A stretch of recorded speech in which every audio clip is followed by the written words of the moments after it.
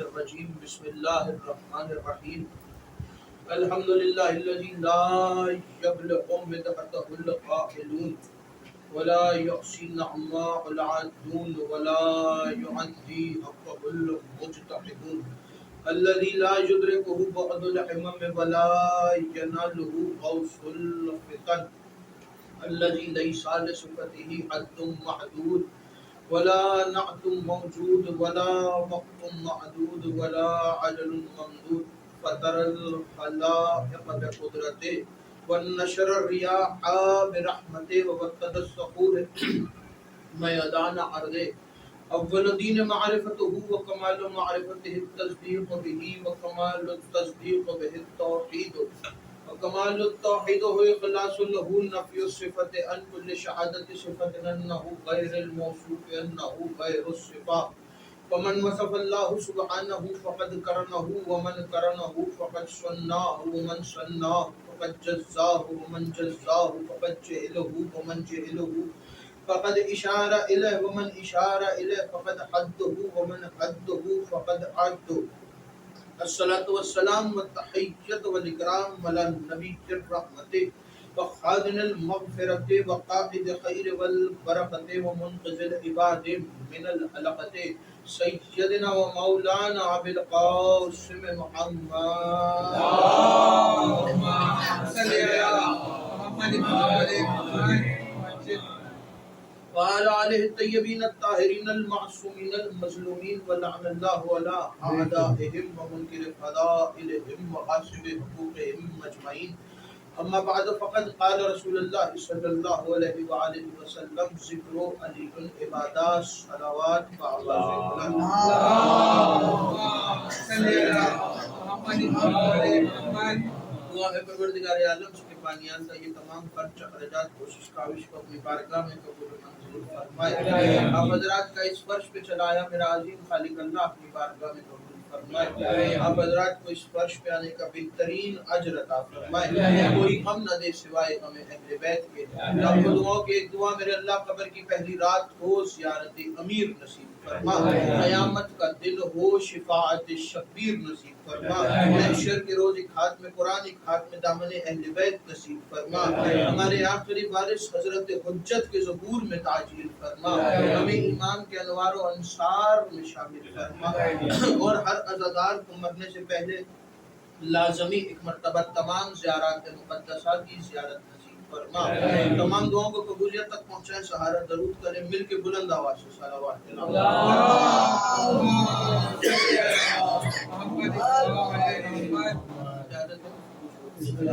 مجلس اعزاز بسلسلہ شہادت امیر المومنین امام المتقین امام مشرق والمغربین حضرت علی ابن ابی طالب علیہ السلام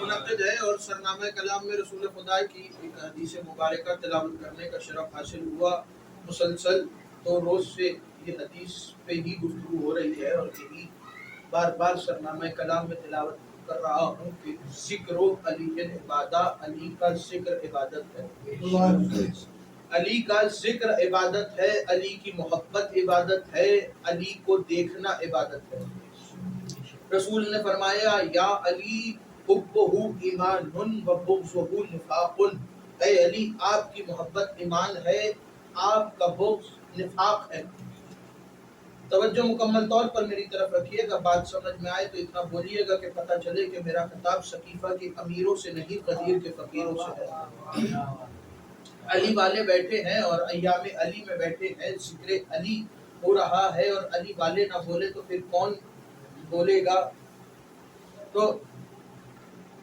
موضوع کوئی بھی رکھا جائے چاہے مجلس ہو چاہے خمسہ ہو چاہے عشرہ ہو توجہ موضوع عنوان کوئی بھی ہو مجلس کا وقت ختم ہو سکتا ہے خمسے کی تاریخیں ختم ہو سکتی ہیں عشرے کے دن ختم ہو سکتے ہیں لیکن ذکر اہل بیت ختم نہیں ہو سکتا اور یہ تو صرف اور صرف ہمارے ہاں کے ہی ممبروں کا فیض ہے ہمارے ہاں کے ہی یہ ممبروں کا فائدہ ہے کہ یہ ممبر ہم علی والوں کو ملا ہے، اور ہم اس ممبر کے وارث ہیں. جو رسول خدا کا یہ ممبر ہے اور اس پہ بیٹھنے کا حق ہی یہ ہے جو شیعہ ادا کر رہے ہیں. وہ کس طریقے سے کہ اس ممبر پر کائنات کا کون سا موضوع ہے جو نہیں پڑھا گیا؟ توجہ، کائنات کا کون سا موضوع ہے جو اس ممبر سے نہیں پڑھا گیا؟ ہمیشہ موضوع کوئی بھی ہو، عنوان، نیت اس عنوان کی نہیں ہوتی، نیت ذکر اہل بیت کی ہوتی ہے. کائنات کے پرانے عنوان بھی پڑھے گئے، کائنات کے جدید عنوان بھی پڑھے گئے، لیکن ہمیشہ نیت ذکر اہل بیت ہے کہ ہمیشہ ذکر اہل بیت ہو. اور یہ صرف اور صرف فیض اہل بیت کے ہی گھرانے کا ہے کہ ان کے فضائل سے ہی دنیا آج نئی نئی چیزیں سیکھ رہی ہے. اور کہاں ملیں گے ہمیں ایسے پیشوا جو 1400 سال پہلے بتا کے چلے گئے کہ دنیا بیٹھ کر دیکھے گی کہ آسمان پہ لوگ اڑ رہے ہوں گے؟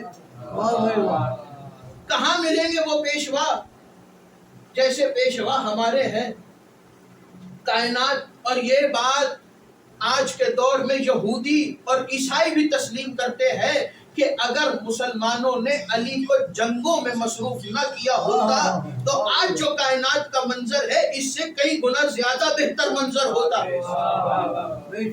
اور ایک اور جملہ آپ کے حوالے کروں کہ جب امیر المومنین کو ممبر پہ بٹھایا گیا تو مسلمان اس نیت سے آئے تھے کہ ہم دیکھیں آ کر کے علی ممبر پہ کون سی سیڑھی پر بیٹھیں گے، اور یہودی اور عیسائی اس نیت سے آئے تھے کہ ہم جا کر سنیں گے کہ علی کہیں گے کیا. تو جو علی کو سننے آئے تھے وہ آج کہاں سے کہاں ہے، اور جو علی کو دیکھنے آئے تھے تو دنیا علی کے دروازے پہ تو موجود ہے لیکن صرف علی کو دیکھنے کے لیے. علی کو ماننا ہر کسی کے بس کی بات نہیں. بات اب جملہ آپ کے حوالے کروں کہ زمانہ جاہلیت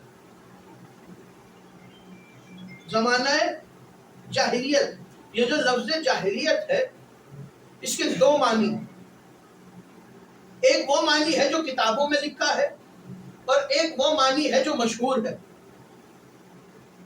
توجہ، ایک وہ معنی ہے جو کتابوں کے اندر ہے، لغت کے اندر ہے، اور ایک وہ معنی ہے جو مشہور ہے اور زبان زد عام ہے. وہ معنی جو زبان زد عام ہے وہ کون سا معنی ہے؟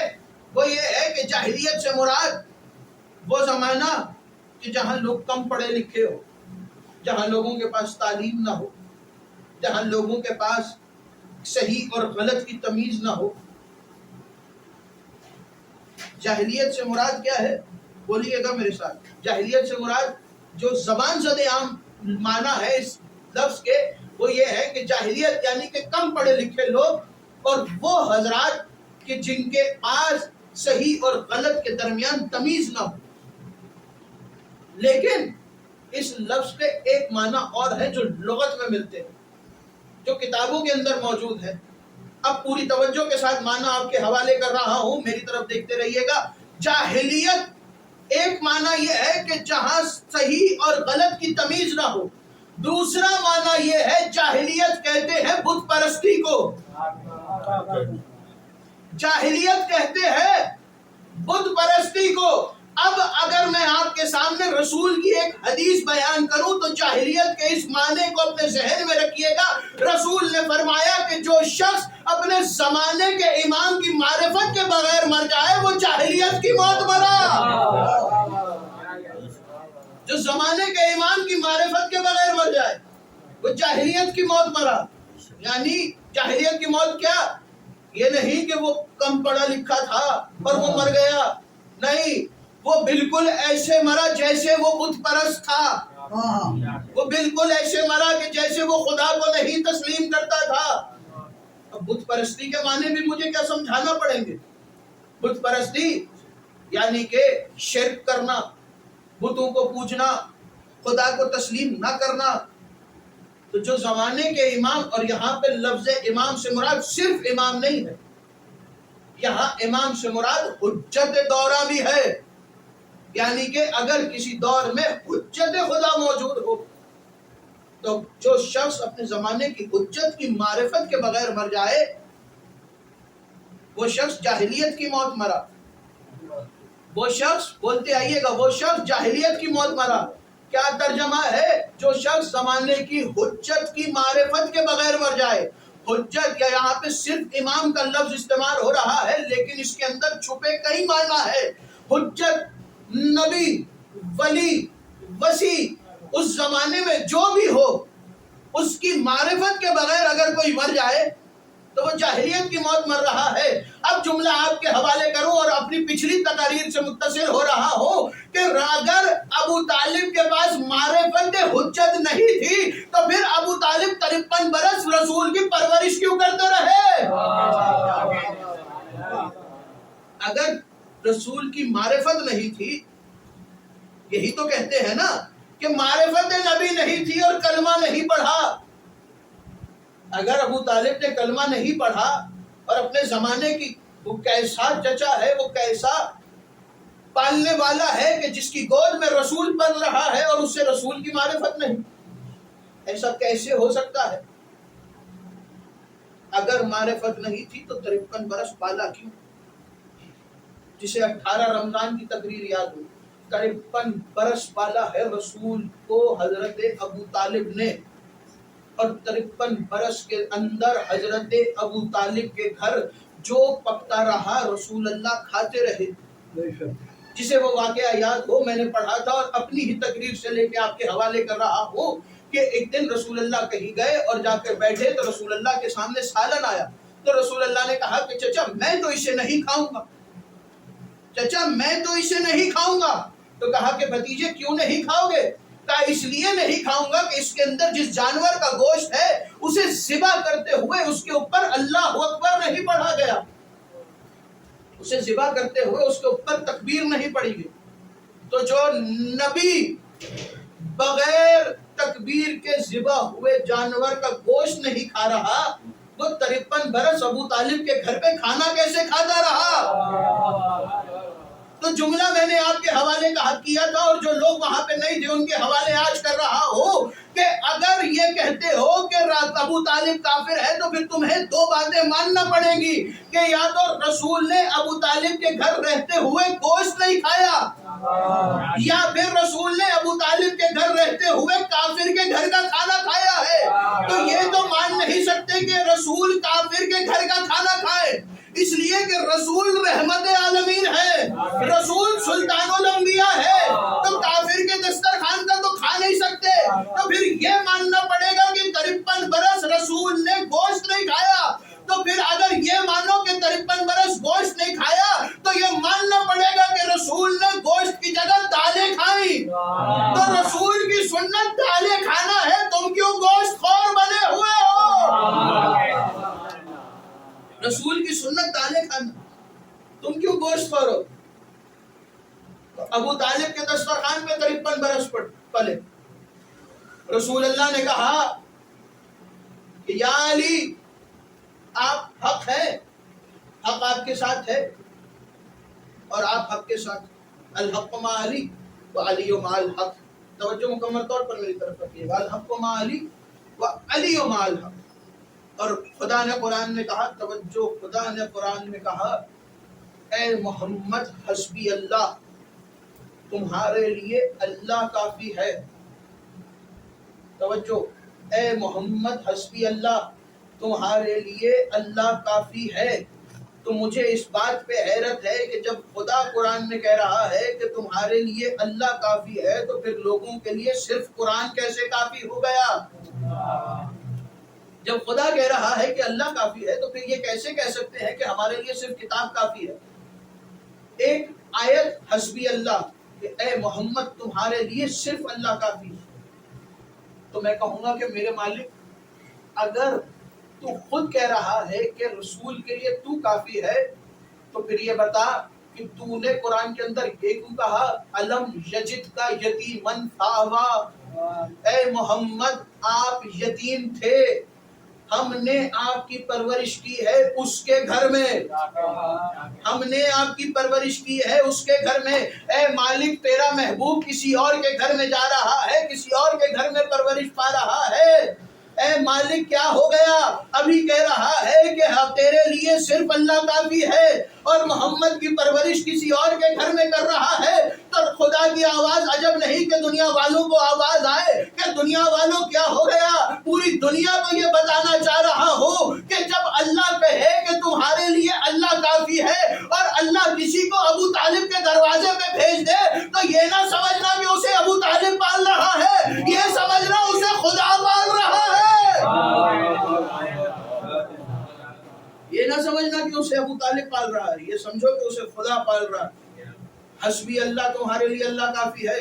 ایک اور دلیل، ایک اور آیت، خدا نے کہا اے محمد تمہاری گواہی کے لیے دو کافی ہیں، ایک اللہ اور ایک وہ کہ جس کے پاس پوری کتاب کا علم ہے۔ ومن عنده علم الکتاب، جس کے پاس پوری کتاب کا علم ہے، تمہارے لیے وہ کافی ہے۔ تو پہلے کہہ رہا ہے کہ صرف اللہ کافی ہے، اور اسی آیت کے اندر، آیت پوری نہیں پڑھی، حسبی اللہ، آگے خدا نے کہا تمہارے لیے اللہ کافی ہے، اور وہ کافی ہے جو مومنین میں سے تمہارا اتباع کرتا ہے۔ اے محمد تمہارے لیے وہ کافی ہے جو مومنین میں سے اتباع کرتا ہے۔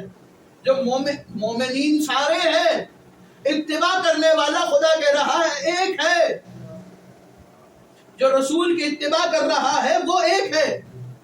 مومنین بہت ہیں، اتباع کرنے والا ایک ہے، رسول کی ماننے والا ایک ہے۔ اور اسی طرح کی ایک اور آیت آئی اور خدا نے کہا کہ اے محمد اپنے کاندھوں کو اس کے لیے جھکا دو جو تمہاری اتباع کر رہا ہے۔ اے محمد اپنے کاندھوں کو اس کے لیے جھکا دو جو تمہاری اتباع کر رہا ہے۔ اہل سنت کے بہت بڑے عالم دین نے اپنی تفسیر کے اندر جملہ لکھا اس آیت کے نیچے کہ رسول خدا نے، اور اسلام کے 73 فرقوں کے متفق علیہ یہ بات ہے کہ رسول خدا اس آیت کے نیچے یہ بات لکھی ہے کہ رسول خدا نے ہجرت کے وقت جب خانہ کعبہ کے پاس رسول خدا آئے اور کعبے میں رسول خدا نے بت دیکھے، تو اس آیت سے مراد یہ ہے کہ اللہ حکم دے رہا ہے اے محمد اپنے کاندھوں پہ علی کو سوار کرو، اے محمد اپنے کاندھوں پہ علی کو سوار کرو۔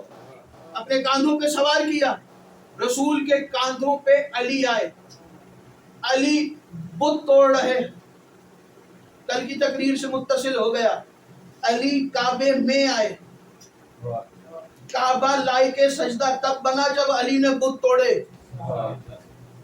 جسے کل کی تقریر، علی نے بت توڑے، رسول نے جملہ کہا یا علی میں بارے حق کو اٹھائے ہوئے ہوں اور تم کار حق ادا کر رہے ہو۔ یا علی میں بار حق کو اٹھایا ہوا ہوں اور تم کار حق کو ادا کر رہے ہو۔ اے علی یعنی کہ تم جو کام کر رہے ہو وہ کام حق ہے، اور جسے میں اٹھائے ہوئے ہوں وہ حق ہے، جس کا وزن میں نے کاندھوں پہ اٹھایا ہوا ہے وہ حق ہے۔ اور رسول نے کہا کہ الحق مع علی و علی مع الحق، حق علی کے ساتھ ہے اور علی حق کے ساتھ ہے۔ تو رسول یہاں یہ نہیں کہہ رہے کہ حق علی کے ساتھ صرف تب تک ہے جب تک علی زندہ ہے، رسول یہ تو نہیں کہہ رہے۔ کیا پوری حدیث میں کہیں جملہ ہے رسول کا کہ علی کی زندگی 63 برس ہے اور حق علی کے ساتھ صرف 63 برس کے لیے ہے؟ یہاں پہ اہل سنت علماء نے جملہ لکھا کہ رسول کی 2 احادیث ہے، الحق مع علی و علی مع الحق، القرآن مع علی و علی مع القرآن، حق علی کے ساتھ ہے، علی حق کے ساتھ ہے، قرآن علی کے ساتھ ہے، علی قرآن کے ساتھ ہے۔ اس کے نیچے اہل سنت علماء نے جملہ لکھا کہ جیسے حق علی کی زندگی میں علی کے ساتھ ہے، جیسے قرآن علی کی زندگی میں علی کے ساتھ ہے، ویسے ہی حق اور قرآن علی کی شہادت کے بعد علی کے ساتھ ہے۔ جیسے حق علی کے ساتھ شہادت کے بعد ہے، قرآن علی کے ساتھ شہادت کے بعد ہے، ویسے ہی حق اور قرآن علی کے ساتھ 13 رجب سے پہلے بھی ہے۔ جیسے شہادت کے بعد ویسے ہی ولادت سے پہلے اور ویسے ہی زندگی میں۔ تو اگر کوئی یہ کہے کہ رسول نے کہا کہ اے علی قرآن تمہارے ساتھ ہے لیکن صرف اس وقت کہ جب تم نماز پڑھ رہے ہو، کوئی جھوٹی ہی حدیث دکھا دو کہ رسول نے کہا ہو کہ اے علی جب تم تلوار چلاؤ گے تب حق تمہارے ساتھ ہے، اے علی جب تلوار تمہاری نیام میں ہوگی تب حق تمہارے ساتھ نہیں ہے، اے علی جب تم مسجد میں ہوگے تو قرآن تمہارے ساتھ ہے، جب تم گھر میں ہوگے تو قرآن تمہارے ساتھ نہیں ہے۔ کہیں جھوٹی روایت میں بھی یہ جملے نہیں ملتے۔ رسول نے کہا جیسے حق علی کے ساتھ پہلے تھا ویسے ہی علی کی زندگی میں ہے، جیسے علی کی زندگی میں ہے ویسے ہی شہادت کے بعد ہے۔ اور اگر کوئی اس بات کا انکار کرے تو اس سے جملہ کہنا کہ اگر قرآن علی کی زندگی کے بعد علی کے ساتھ نہیں ہے تو پھر ہمیں یہ بتاؤ کہ کربلا میں علی کا بیٹا نیزے پہ تلاوت کیوں کر رہا ہے؟ اگر قرآن علی کی زندگی کے بعد علی کے ساتھ نہیں ہے تو پھر بیٹا نیزے پہ تلاوت کیوں کر رہا ہے؟ تو اے محمد ہم نے آپ کو پالا ہے ابو طالب کے گھر میں۔ رسول نے کہا الحق مالی، اور رسول کہہ رہے ہیں کہ کائنات میں جو حق ہے وہ علی کے ساتھ ہے۔ فرشتے حق علی کے پیچھے، آدم حق، کائنات میں جتنے حق ہیں وہ علی کے پیچھے ہیں۔ اور رسول سمجھانا چاہ رہے ہیں کہ دنیا والوں جب تک علی کے پیچھے رہو گے حق رہو گے، جس دن علی سے آگے بڑھے اس دن باطل ہو جاؤ گے۔ ہمیشہ علی کے پیچھے رہنا، علی سے آگے بڑھنے کی کوشش نہ کرنا۔ تو حق علی کے ساتھ، اور حضرت ابو طالب کی گود میں 2 حق پلے ہیں۔ ابو طالب کی گود میں 2 قرآن پلے ہیں، جسے میری تقریر یاد ہو 18 رمضان والی، کہ حضرت ابو طالب کی گود میں 2 ہستیاں پلی ہے، اور مولا علی نے منبر کوفہ پر بیٹھ کر نہج البلاغہ میں مولا کا خطبہ ہے، مولا نے کہا تھا کہ رسول اللہ میرے ماں جائے ہیں، رسول اللہ میرے ماں جائے ہیں۔ ماں جایا کیوں کہا؟ اس لیے کہا کہ جس گود میں علی پلے ہے اسی گود میں رسول پلے۔ تو ابو طالب کی گود میں، اور جملہ آپ کے حوالے کروں، ابو طالب پہ الزام لگانے والوں، ابو طالب کو کافر کہنے والوں، رسول کہہ رہے ہیں کہ قرآن علی کے ساتھ ہے، علی قرآن کے ساتھ ہے۔ اور یہ تو مان لیا نا دنیا نے کہ قرآن علی کے ساتھ شہادت کے بعد بھی ہے اور ولادت سے پہلے بھی ہے۔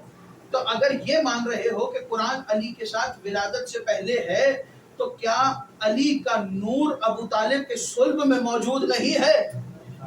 کیا علی کا نور ابو طالب کے صلب میں موجود نہیں ہے؟ اگر تسلیم کرتے ہو کہ علی کا نور ابو طالب کے صلب میں موجود ہے تو تمہیں یہ ماننا پڑے گا کہ ابو طالب کے صلب میں قرآن کا نور بھی موجود ہے۔ اور رسول نے فرمایا یا علی میں اور آپ ایک ہی نور کے 2 حصے ہیں، ایک نور ابو طالب کی پیشانی میں ہے جو قرآن کی صورت ابو طالب کی پیشانی میں ہے، اور ایک قرآن ابو طالب کے ہاتھ میں ہے۔ تو پھر کیسے کہہ سکتے ہو کہ ابو طالب کو قرآن نہیں آتا تھا؟ ابو طالب کو قرآن نہیں آتا تھا۔ ایسے ہی تو ابو طالب کے 2 خطبے مشہور نہیں کہ ابو طالب نے کہا بسم اللہ القرآن آنے سے پہلے، اور آ گیا وہ جملہ قرآن آنے سے پہلے حضرت ابو طالب نے کہا تھا بسم اللہ الرحمن الرحیم الحمدللہ رب العالمین۔ یہاں پہ 2 ہی صورتیں بنتی ہیں۔ تمہیں ماننا پڑے گا کہ یا تو ابو طالب نے قرآن پہلے سے پڑھا ہوا تھا، یا پھر تمہیں یہ ماننا پڑے گا کہ ابو طالب نے جو کہا وہ قرآن بن کے نازل ہوا، جو ابو طالب نے کہا وہ قرآن بن کے نازل ہوا۔ تو ابو طالب کی پیشانی میں ایک قرآن ہے، ابو طالب کی گود میں ایک قرآن ہے۔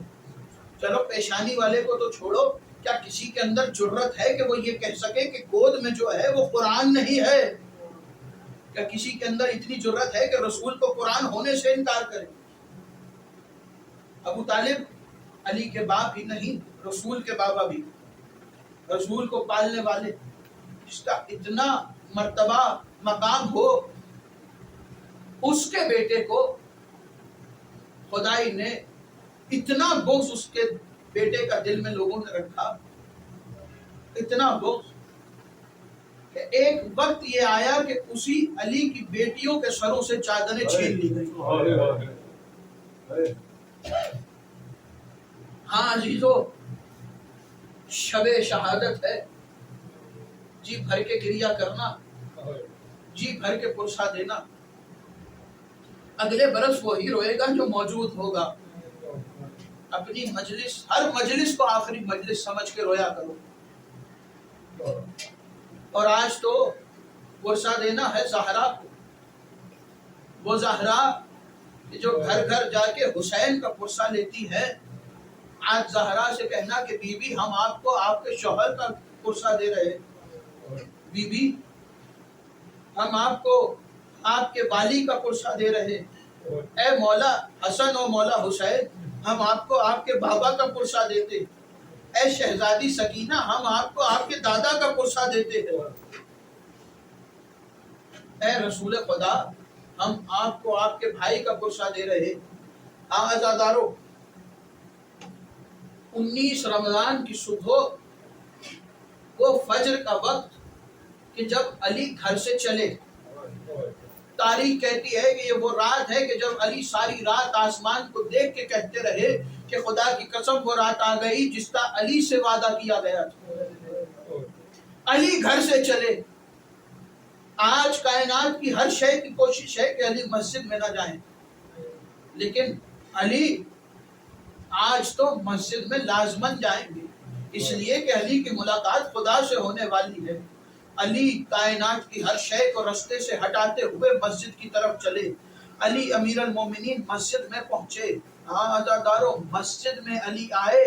یہ وہ علی ہے کہ جو پیر کی ٹھوکر مار کے اپنے قاتل کو جگاتا ہے، اپنے پیر کی ٹھوکر سے اپنے قاتل کو جگایا. میں کہوں گا یا علی آج اسے نہ اٹھائیے، یا علی آج اسے آرام کرنے دیجئے.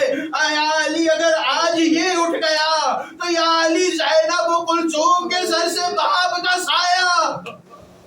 یا علی اسے نہ اٹھائیے. آزادارو علی گلدستہ آذان پہ آئے.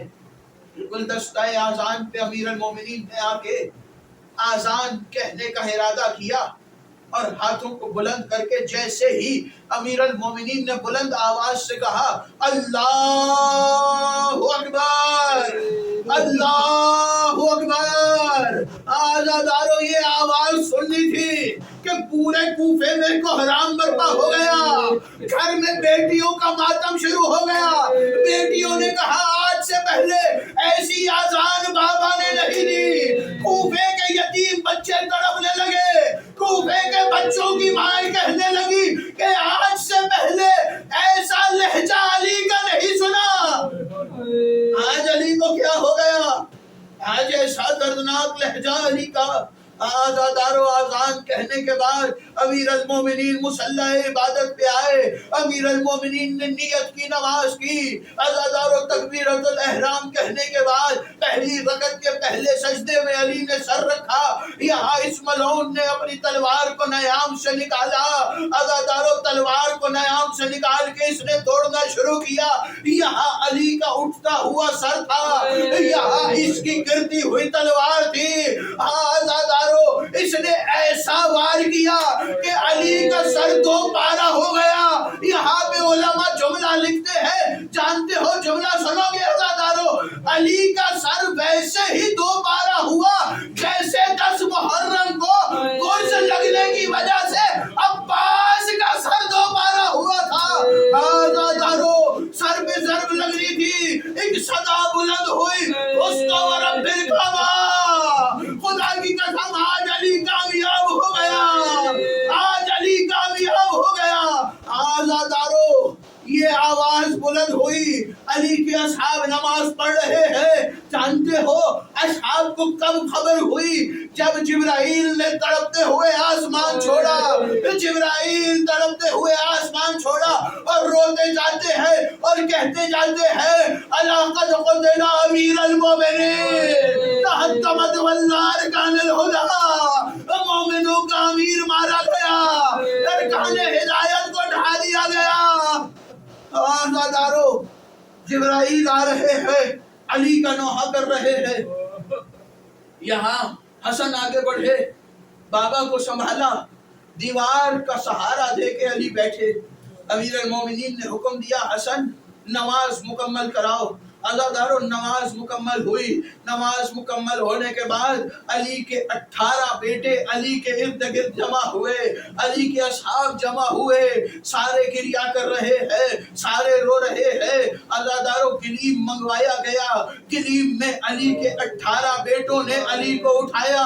अज़ादारों आगे आगे अली जा रहे हैं, अली के बेटे अली को लेके चल रहे हैं, पीछे पीछे असहाब रोते आ रहे हैं। अज़ादारों जब घर करीब आया तो मौला ने कहा कि हसन बेटा तुम गिरिया न करो, ए हुसैन तुम गिरिया न करो, ए हुसैन तुम्हारा गिरिया रसूल को बर्दाश्त न था, ए हुसैन तुम न गिरिया करो।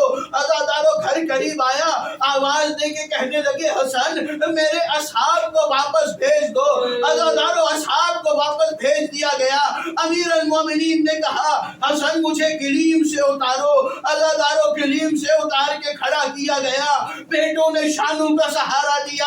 अज़ादारों अली अपने कदमों से चल के अपने घर में दाखिल हुए, आवाज दे के कहा मुझे उस हुजरे में ले जाओ जहां मेरा मुसल्ला है। अज़ादारों हुजरे में लाया गया। अज़ादारों बेटी की पहली नजर बेटी के ऊपर पड़ी तो वो अली जो सारे रास्ते ये कहते आए कि हसन गिरिया न करो, हुसैन गिरिया न करो। जब ज़ैनब पे नजर पड़ी अली चीख मार के रोए, शायद कूफे का वो मंजर कि आज बेटी के सर में चादर है लेकिन 61 हिजरी यही कूफा शराबियों का मजमा। आज़ादारों सुन लेना, आज़ादारों अली को बिठाया गया, असहाब आते जाते हैं और आके मौला से मुलाकात कर रहे हैं। आज की शब जिस शब में बैठे हो ना आज़ादारों, ये जो अफ्तार है, अमीर अल मोमिनीन ने आवाज दे के कहा हसन मेरे करीब आओ। मौला हसन करीब आए, कहा हसन बेटा आज अली की ख्वाहिश है कि अली के सामने वसी दस्तरखान लगाया जाए और उस दस्तरखान पर बैठकर अली के सारे घर वाले अफ्तार करें, अली की आंखों के सामने सारे अफ्तार करें। आज़ादारों एक वसी दस्तरखान बिछा, अली की बहुएं, अली की बेटियां, अली के नवासे, अली के पोते, अली की नवासियां, अली की पोतियां, अली के बेटे, आज़ादारों अली के दामाद, सारे उस दस्तरखान पे जमा हुए। अमीर अल मोमिनीन ने दस्तरखान पर बैठ के सबको खाने का इशारा किया।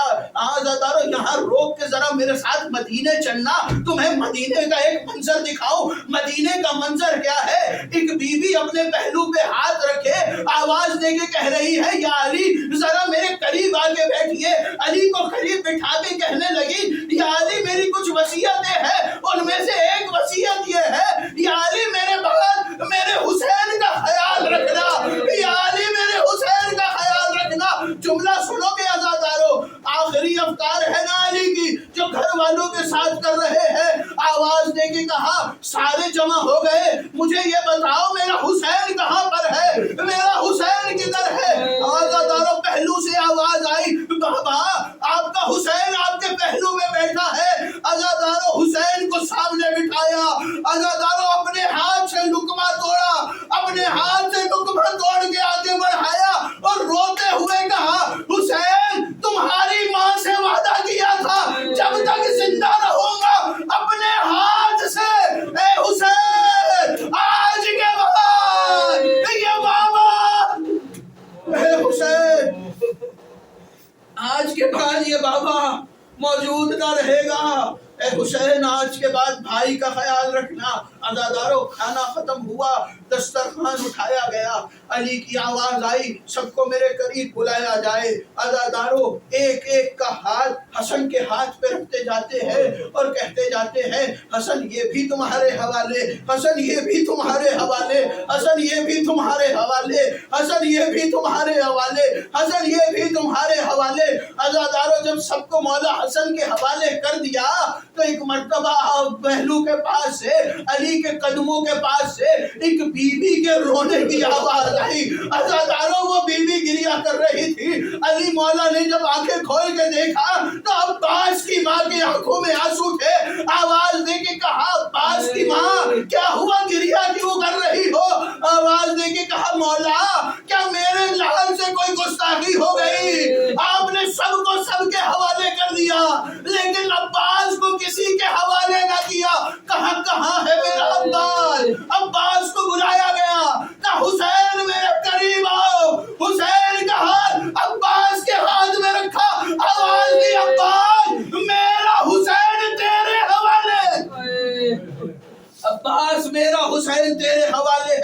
आज़ादारों सबको हसन के हवाले किया, हसन को हुसैन के हवाले किया, हुसैन को अब्बास के हवाले करने के बाद अमीर अल-मोमिनीन ने कहा कि जो असहाब दरवाजे पे मौजूद है उन्हें आने की इजाजत दे दो। अज़ादारों पर्दा बनाया गया, असहाब ने आना शुरू किया, आखिरी मुलाकातें कर रहे हैं अली। अज़ादारों मौला का एक सहाबी रिवायत करता है कि आधी रात का वक्त था, फजर का वक्त करीब था कि जब हम अली से मुलाकात करके घर से बाहर निकले। हम अली से मुलाकात करके घर से बाहर निकले थे, अभी चंद कदम हुए थे कि घर से रोने की आवाजें बुलंद होना शुरू हुई, घर में रोने का गिरिया बुलंद होना शुरू हुआ। अज़ादारों वो कहते हैं कि हम वापस पलटे और दरवाजे के करीब पहुंचे थे कि दरवाजा खोल के अली का बेटा हसन बाहर आया। हालत क्या है? अम्मामा सर से उतर चुका है, जुल्फें खुली है, रोते हुए हमारी तरफ देख के मौला हसन ने कहा कालू इन्ना लिल्लाहि व इन्ना इलैहि राजिऊन, हमारा बाबा। अज़ादारों आखिरी जुमला सुन लेना। अज़ादारों मौला हसन और मौला हुसैन जनाजा लेके चले। अली को नजफ में दफन करने के बाद अज़ादारों हसन और हुसैन वापस आ रहे थे कि जैसे ही कूफा में दाखिल हुए, कूफा के दाखिली रास्ते के करीब एक टूटी हुई झोपड़ी थी। उस झोपड़ी के अंदर से कर्राहने की आवाज आ रही थी, उसके अंदर से रोने की आवाज आ रही थी। हसन मौला उसके करीब गए तो अंदर से आवाज आ रही थी, कोई है जो मेरी मदद को आए, कोई है जो मेरी गरीब की मदद करे।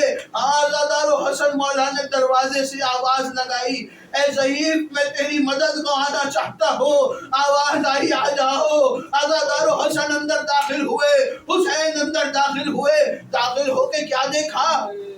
एक ज़ईफ शख्स जमीन में लेटा हुआ है, ऐसा लगता है कि जैसे उसकी आंखें नहीं है। हसन मौला करीब गए, कहा क्या हुआ, क्यों रो रहे हो, क्यों मदद को पुकार रहे हो? कहा तुम मेरी मदद करोगे?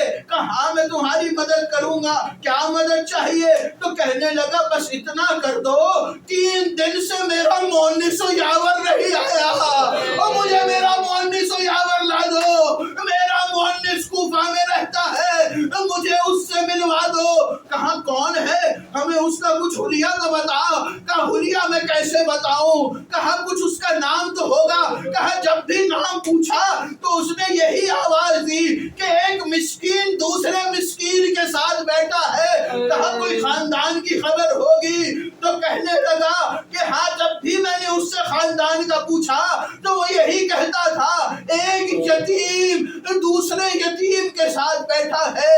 अज़ादारों मौला हसन ने कहा कि कोई तो निशानी होगी तेरे पास कि जिसके साथ हम उसको ढूंढ के ले आए। तो कहने लगा बस एक बात है जो मैं तुम्हें बताना चाहता हूँ। मौला ने कहा क्या है? कहा सुनो, उसकी आवाज बिल्कुल तुम्हारी तरह थी, जैसे तुम बोल रहे हो वैसे ही वो बोलता था। हसन मौला ने रोना शुरू किया, रोते हुए कहा वो कायनात का अमीर मेरा बाबा अली था, मेरा बाबा हमें छोड़ के अला लअनतुल्लाह अला कौमिज़ ज़ालिमीन। मातमे अमीर अल मोमिनीन।